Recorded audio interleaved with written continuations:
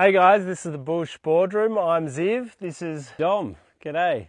nice to meet you all. So this is going to be episode number 1. We're hopefully going to have episodes coming out every fortnight, and we're going to be discussing small business, our personal life journeys in business and in our own hobbies. And we just want it to be a nice third place for everyone to hang out. We also want to hear from you guys as well. If you've got any stories or questions or anything you want to share about your small business journey, we'd love to hear it, and we can discuss it in the show with you. And the bigger community we can build and the more people we can help out, that's what we're really here for. So here we go, Ziv, it's episode 1. And this is a special episode. Normally, we live 3,000 kilometres apart. I live in Darwin, and Ziv lives right here in, where do you live? Adelaide. You. So here we go. Well, I'm actually here, we're down in the beautiful Fleurieu Peninsula for our very first episode. But normally we'll actually be tuning in from opposite sides of the country. So this is something really special. Yeah, we hope to bring these bush boardrooms, the actual in-person meetings, at least once a year. But obviously, whenever we get together, we like to go camping anyway. So we love to get in the bush, and Dom owns a small business. I own a small business, so often we get to chatting small business regardless.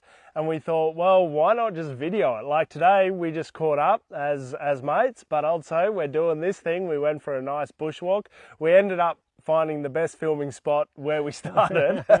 So we did this huge hike, but you know, that's what it's all about, getting out into the bush, We did getting some into nature. bush bashing as well. How good was Yeah, that? bit of bush bashing. Can't beat a good, that's got the good pants on and some boots so we don't get bitten by snakes. I normally don't wear pants because I live in Darwin. Usually we just wear shorts, but here we go. That's it.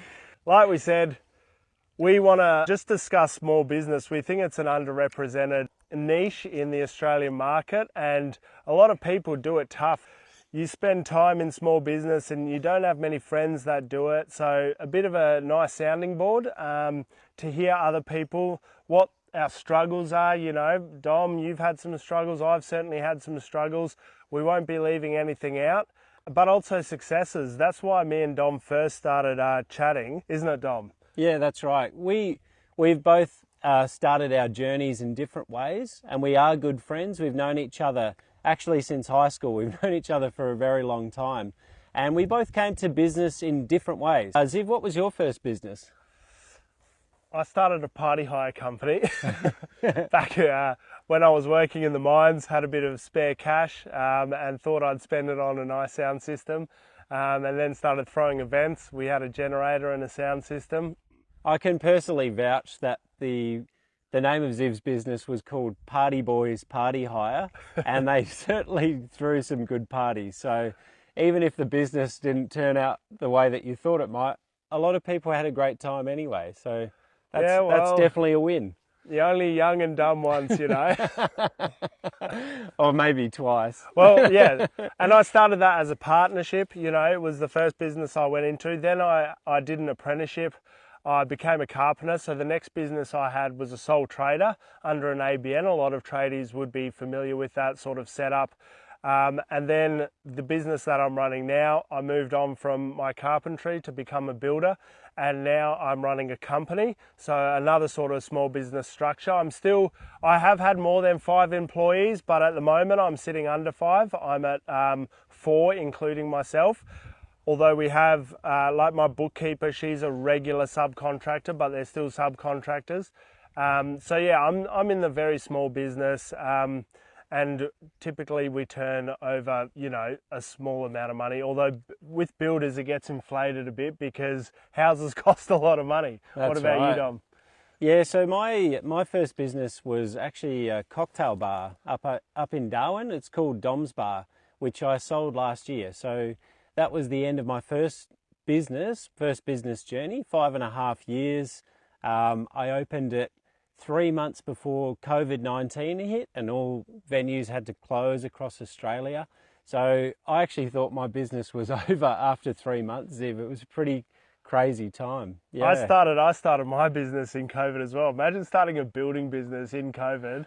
Well, I built my own house as sort of a proof of concept, but yeah, material price rises, like to be honest, I haven't really made a decent profit yet, and it's just been, you know, a struggle keeping up with price rises and everything like that. So business is definitely not easy, but something me and Dom both live by is that if you're the last man standing, you've made it. So as long as you don't go bust and down and under, which I'm sure is horrible for a lot of people, as long as you keep fighting the good fight, one day, hopefully, we'll all be sitting pretty in a retirement home laughing about the old days, you know. Yeah, that's right. And everyone, like I said before, everyone has their own journey. We'd love you guys to share your journey with us as well. And hopefully, you know, some of our stories or our responses to your issues can help you along the way as well. So what Ziv and I have talked about before is how fast and how quickly small business just throws you in the deep end. And you have to deal with things that you might never have even thought about before, you know, staff management to cash flow to compliance. This opportunity to catch up every 2 weeks, talk about business, talk about life and what we can learn from each other. I've learnt so much from listening to Ziv and his stories about some of the struggles and successes that he's gone through.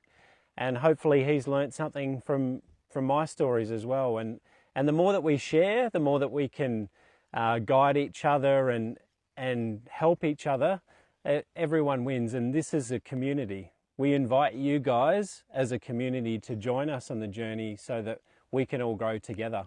And it will be live often as well. So that is really what we want to get that community feel, is that we will go live on YouTube. It should be released as a podcast, at least on YouTube, but hopefully on all the other podcasting channels. Keep an eye out for that. And the live aspect, we think, is really what's going to help with the community. So make sure you hit the little bell icon, because when we do go live, you'll want a notification. We hope to do it regularly on Wednesdays, but for people around the world, it may be at different times. Hit the notification and hopefully you wake up in the middle of the night and join us. Should we check if this episode's live? Are you gonna edit this out? There you go. Can't miss a good bit of booty like that. So good. So yeah, we've been walking around the bush. We had a couple of drinks today. I actually own a distillery. That's my business up in Darwin. So after I sold my bar, or actually before I sold my bar, I'd opened a distillery, and we've just been having a couple of drinks on the way. Drinking cocktails out of cocktail straws. Where's yours? Don't leave rubbish in the bush. Never. And we've also we actually made a little cocktail in here with some apple juice, a little bit of lemon twist and some vodka, some of the vodka that I make up in Darwin. So we like to have a couple of drinks. Ziv and I actually started distilling together a very long time ago. I was living in Serbia at the time, and Ziv, you came over to visit me. How was your experience when you came to visit me in Serbia? Oh, it was my first experience out of the country in since I was a little kid in my early teens. So it was nice to have a bit of culture shock. Serbia certainly gave that to me. And yeah, it gives you a different appreciation of how lucky we are in Australia. I mean, they had some nice bush in Serbia, but most of it was farmland, like Fruška Gora. That's a nice bushland up there. But here we've got unlimited possibilities, right? And that's why we started the Bush Boardroom, mixing the bush with business. Because we both love Australia. Like we both grew up here. We both still live here. And yes, we live in opposite sides of the country, but actually that is what's so unique about Australia. I live really in the tropics. I'm used to sweating every day. It's, 30 degrees. This is the first time I've worn pants all year.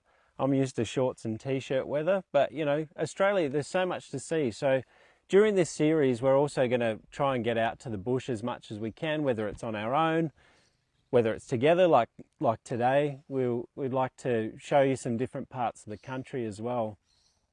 Yeah, traveling out in the bush, yeah, definitely resonates with me, especially bringing up little kids, getting away, just getting out of reception, putting the phone down. You're kind of forced to do it. And if you still have reception, just force yourself to do it. You know, music, we both love music. We both wanted to be DJs at some stage in our lives. Maybe it'll happen at some point in the future, fingers crossed. You know, we always have hobbies. What other hobbies do you have, Dom? See, I really like music. I'm a drummer. I play in bands. I've played in lots of different bands, both here in Adelaide and also up in Darwin. Did a tour down the Stuart Highway during COVID in a two-piece blues band. And we played at different roadhouses all the way down to Alice Springs. We had to play through a lockdown in Catherine. So, you know, I love adventure. I like different experiences, and I've been able to live overseas in Serbia, been lucky enough to travel to places like India and live in the US, study over in Texas for a while. So I think these different experiences can help us on our journey, especially on our business journey, because what we were talking about before when we were walking through the bush was how much you can draw on your life experience and use that in your business and make it unique, make it creative. Don't forget there's so many other people in small business who are all competing. They're like, in small business, we're all competing against each other and hopefully supporting each other as well. But if you want to give your business an edge, use what's unique in your life. That can really make a point of difference. So you're not following what other people are doing or how they run their business. You've got something unique. And Ziv, I can see in your business that you've really brought your own unique style in your building business. And that's really important. That gives you a point of difference. What are some of the things you do creatively or just to have a bit of downtime from outside of your business, Ziv? I've got almost like a little hobby farm in the Adelaide Hills, and I've got bees, so I do beekeeping. Pizza oven, I'm learning about pizza doughs, and you know, different recipes and moisture contents in the pizza dough. So there's always something to learn about, a little rabbit hole that I like to dive down. So if you want to know more about moisture content in pizza doughs, like and subscribe right now. Yeah, maybe start a business, who knows, in pizza dough making. I really like playing with technology, so like a lot of the cameras filming this today, I like that. Editing, I'm just sort of going on a bit of a deep dive in that. I like AIs and building my own AIs and agents and stuff like that. So yeah, definitely a lot of tech. I have no idea about. Exactly, Ziv's actually taught me a lot about utilising AI in business. So it's always good to talk to people who come at business from different angles, because you always learn something new. And that's why I learn a lot from this guy, because he approaches business completely differently to me. But there's always a common thread. There's always things compliance, for instance, like doing accounting, doing Xero, watching your invoices and your bills and cash flow.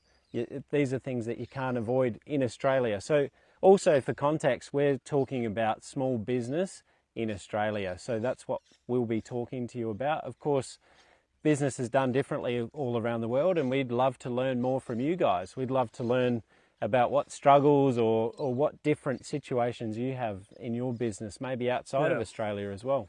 Also, it doesn't matter where in the world you are, cash flow is cash flow, right? Employees are employees.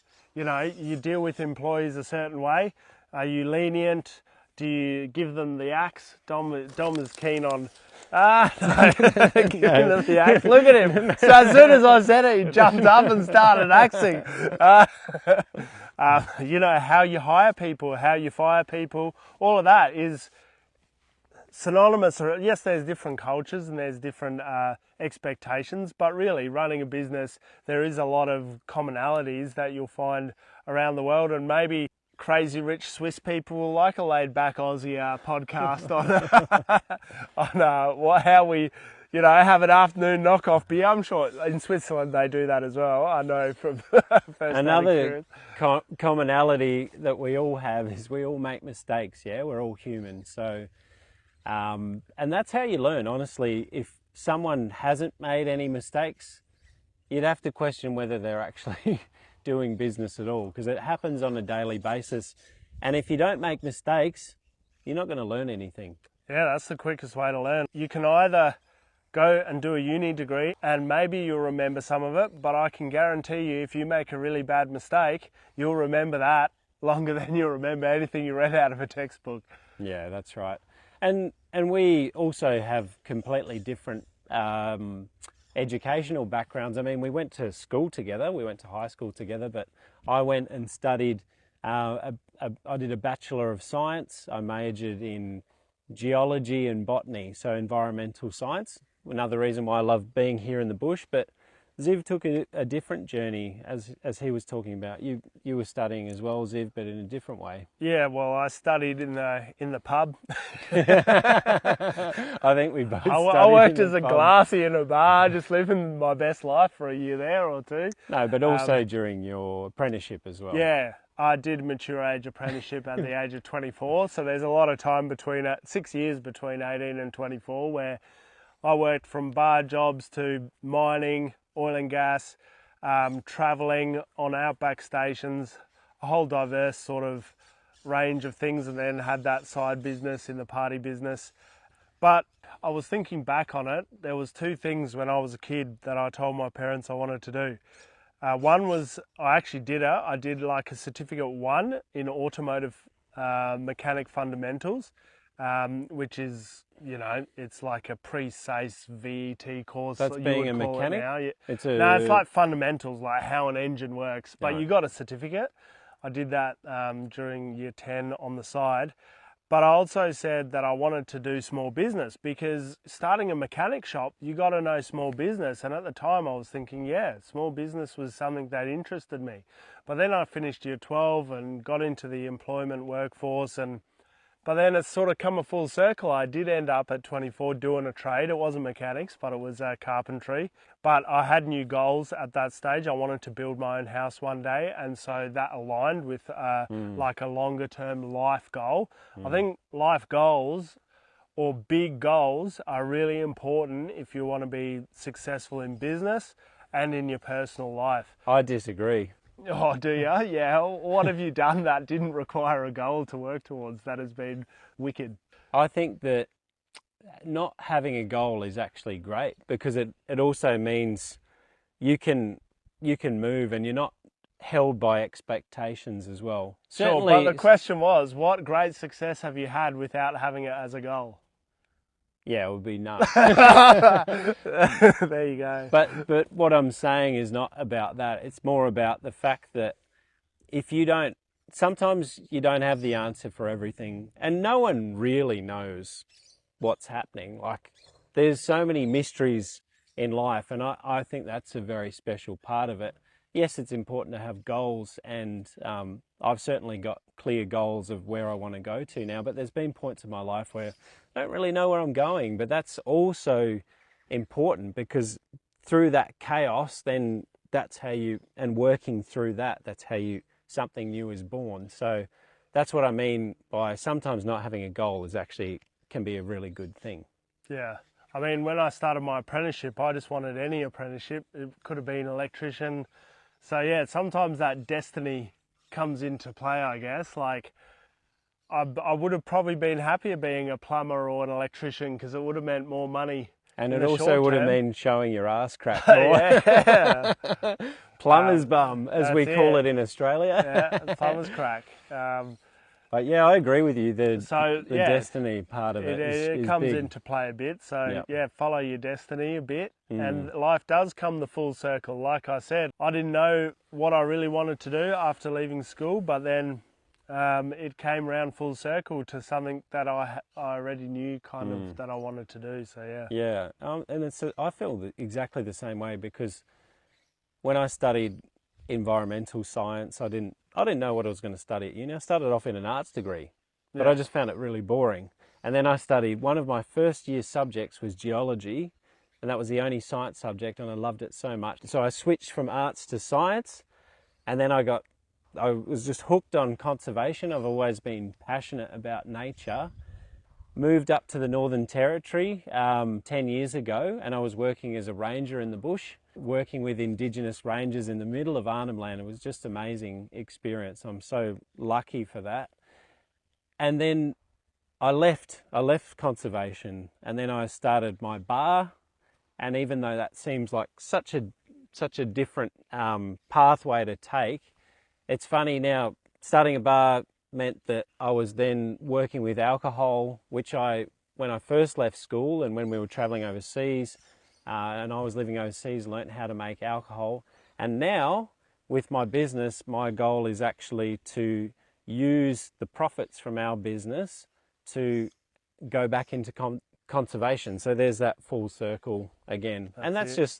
That's life, you know. It's amazing how it works. Like, it's that wisdom that Dom was talking about. There's smarts, and then like Dom was saying, all the things that are part of your life, travel, everything that comes together, that builds the wisdom. And then you can use that wisdom in your business. And having yarns like this out in the bush boardroom, will help bring that wisdom, you know, like just hearing other people's stories of what they've been doing in business, how badly they've been failing, whether uni is good or bad. Leave us in the comments. Do you reckon uni's good or is it bad? Nah. Get a trade, you know. You come out of it with what? Government funds you now. And ladies. They say tradies get the ladies. Tradies get the ladies. There you go. You got a lady. Well, I'm married 10 years now. How about you, Dom? The proof is in the pudding. Yeah, there you go. So, anyway, we like to have these light-hearted conversations, a bit of banter, and hopefully you will enjoy them too. If you do, definitely leave us a like. We'll appreciate that. It'll help the channel grow, yeah, guys. reach more like-minded people, you know. What other hobbies do you really want to bring to the bush boardroom? You once had a yabby farm. I don't know, what have your hobbies been? Yabby farm idea? Well, that was actually, so some of our viewers in Australia might have even done this course themselves. It's called the NICE program. I can't remember what it stands for, but it was basically something like Centrelink, but you got a business mentor and you met with other people who wanted to start a business. So that was when I came up with the idea to do a yabby farm, which, if it had happened, probably would have been around this area somewhere. So my idea was I thought yabbies are such an amazing native, really tasty freshwater food, and they exist in dams all around the Adelaide Hills and the Fleurieu where we are now.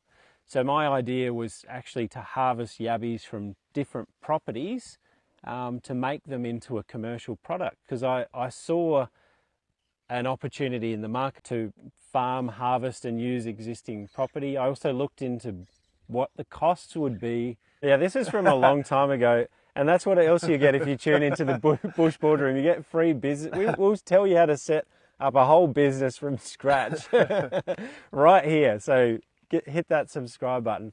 Yeah, I mean, it is a deep dive. Any business you start. My wife wants to start a pottery studio.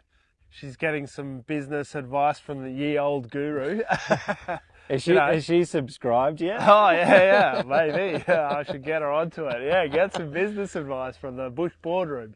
No, but just starting anything out, it's so daunting, isn't it? You got to go on this deep dive of knowledge on the niche, and hopefully you're already the expert in the niche, right? Like, or at least proficient. So if you're gonna start a bar, you know a bit about cocktail making, let's say, or if you're going to start a building company, you've swung a hammer and shot a nail gun, you know, you sort of know what you're doing. Not necessarily as well. I mean, you know, I do apart from talking to Ziv in our business chats or talking to mentors, I do a lot of personal, professional development. So, you know, reading books and material. So in the E-Myth, for instance, by Gerber, one of the most famous business books of all time, he actually talks about the technician, you know.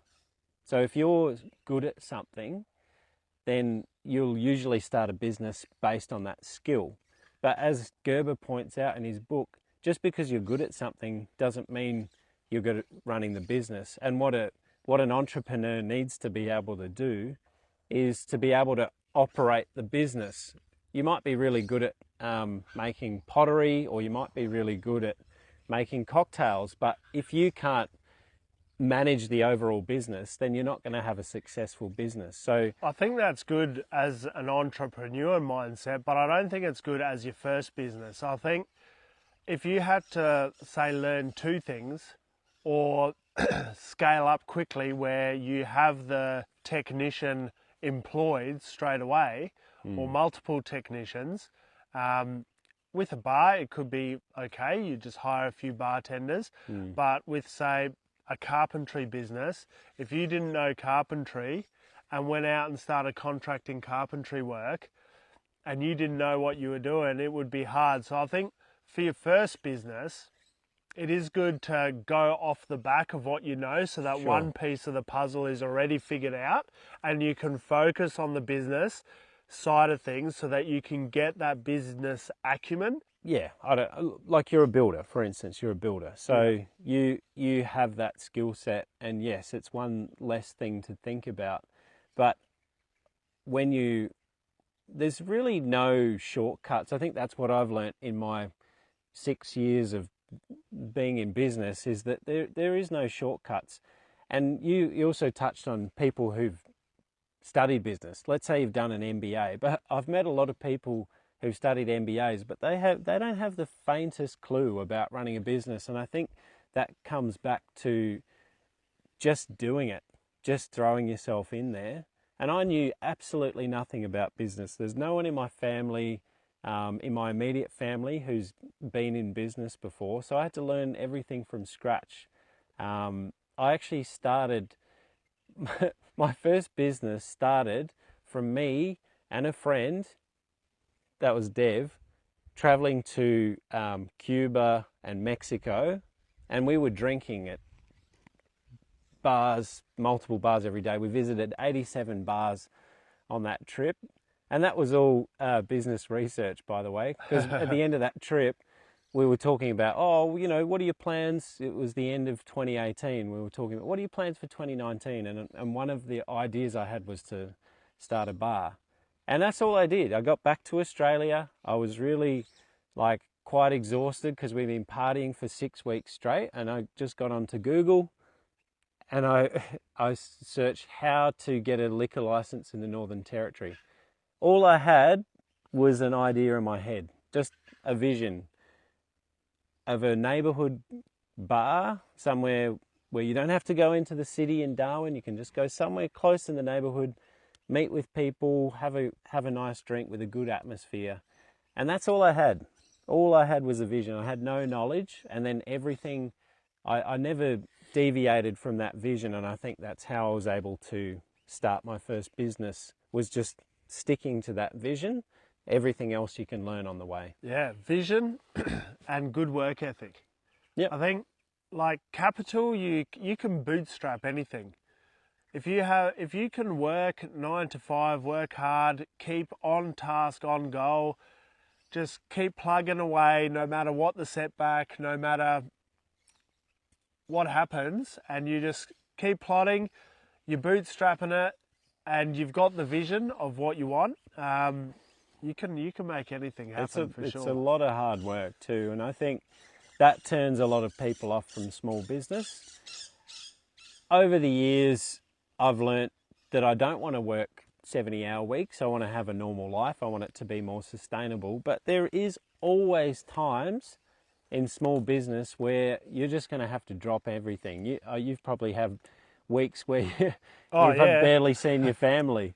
When a massive rain event hits and a roof starts leaking or something, and it may have been on the existing and you never even touched it, it's still your obligation to go out and check out the roof leak in the middle of the night or whatever, because customer service is still king and everything. So the work can come and go and never stops, and you got to kind of be on call. It's like another child, I've had 2 children and I've had a business. I can't tell you which one's easier, probably the business actually. You heard it here first, folks, here on the Bush Boardroom. Business is easy. Don't have kids. I hope Chris is going to watch this episode. So, yeah, I mean, I feel very much the same way. I don't have kids, but also I feel like my cocktail bar was my first kid. And now that I've sold it, it's like I reached a moment where it feels like my first child has left the house. It's grown up, and I sold it, and now it's on its next journey with another business owner. So I also feel like when I'm reflecting on my first business, it feels like for me that was my MBA. Now that I've got my second business, I'm a little bit smarter. I like to think, yes, I still make mistakes, and I'm going to make many more, but I've also learnt from a lot of the mistakes that I've made along the way. And just to touch on what you were saying about, time off and turning off, switching off from your business, sometimes you can't. Like once I was actually on holiday down in Adelaide, and I was just enjoying myself. Then I got a text message saying that there'd been an incident at the bar and someone had filmed it, and then it had gone on social media, and there was all these people commenting. So I had to stop my holiday, stop everything I was doing, and then I was on the phone. What should I do? Should I respond? Should I not? And then, these are the things. And so if you're not prepared to do that, if you're not prepared to do the hard yards or have unexpected things thrown at you, and learn on the go, because like we just heard, he did not have a social media policy about what happened when bad media got out. Like, you could be fully prepared, have done your MBA, written a policy about every foreseeable outcome, and then you just follow procedure, or you learn as you go. Like Dom was on the phone researching, what do I do now? Do I shut this down? Do I respond? Do I not respond? Your brain goes into overdrive, and you got to figure it out as you go, because you can't foresee everything. I doubt there's a business that starts up that has a procedure for every foreseeable outcome. It's just almost impossible unless you're doing some massive startup and have unlimited funding and can get unlimited resources to scribe everything out for you, which you can probably do with AI these days. Like, just write every procedure for the business, and then when the situation eventuates, you can probably just run with it and see how it turns out. But yeah, I wouldn't rely on it. Don't rely on AI. That's something that I've learned as well. But definitely it's been a useful tool that's come into business in the last few years. So stay tuned. Ziv's got plenty of knowledge about that, and we'd love to share more with you about that. There's really so much to learn, and don't forget that big companies, all the biggest corporations in the world, they all started somewhere. They all started as a small business. A lot of them in garages, just like everybody else. It's what Dom found, and what I think a lot of businesses will find early on, is how scalable is it. So some businesses you can scale. Like, let's say you're manufacturing cups, or you're making like camping tables. There's a huge total addressable market, so you can scale massively. Whereas if you're like me, I'm a builder, and I'm based in Adelaide, and I'm doing a very niche type of building, which is like a high performance home, the total addressable market just in Adelaide is very small per annum. But then you've also got a choice, because if you wanted to, you could potentially move to other regions. Even then, there's very few builders that are international, right? So I could move interstate, which is what volume builders do. But there's probably a different set of laws in Building other states. laws, yeah. But that's the same with the iPhone or whatever. You manufacture a product, and in Europe it's going to have different laws for what you can sell there. So laws don't. You can change how you do things for laws, but like a bakery. Sometimes you see a bakery chain that does a whole city or even a whole country, but it's not like a car manufacturer that will typically go global, So there is scalability in business. Like, if you're doing handcrafted pottery and you put your personal signature on that, you can only scale that to however many. And yes, you can up the price and up the price and up the price as demand goes up, but you can only produce a certain amount with your signature on it, and you're sort of capped in scalability. So, yeah, there's so many things to learn in business. Well, my example, which you alluded to, was a cocktail bar. My first business was a suburban cocktail bar with 100-person capacity, and that is the limit.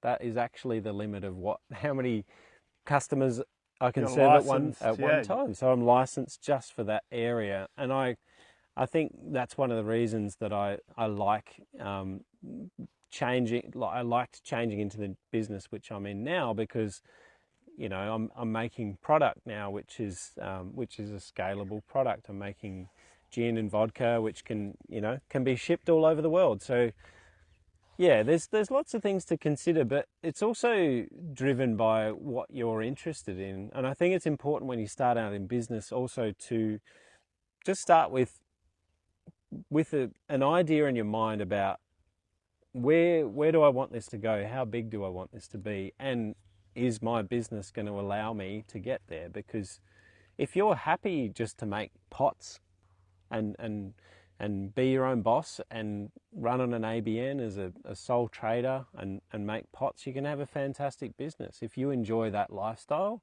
if you don't want to have employees, then that's going to work perfectly for you. But also, I think it's important for people starting out to think about which way, how do I want to go? Where do I see myself in the future? Yeah, it's like we're talking about small business, like lifestyle businesses. Probably, you're not listed on the ASX. You don't have a CEO and all of these things and all those legal obligations with being national, like listed on a stock market and all of that. We're more talking about, our small businesses. I actually, to be honest, like I was talking to my friend, there's yes and no, because one of the things that we have to deal with in Australia, which I realised, which is maybe unique, maybe this happens in other countries, let us know if you know more, but small business struggles really, because actually in my small distilling business, which I want to scale, I have to do the same amount of compliance, which is very expensive, as a big company does. So actually, I would disagree. I would say that we have to deal with the same amount of compliance whether you're a small business or a really big business. So that's, I think, one of the big barriers that we have in Australia. So love to hear your thoughts about that as well. Leave a comment in the comments below. Yeah, I mean, as you scale, there is a different amount of accounting compliance with the ATO.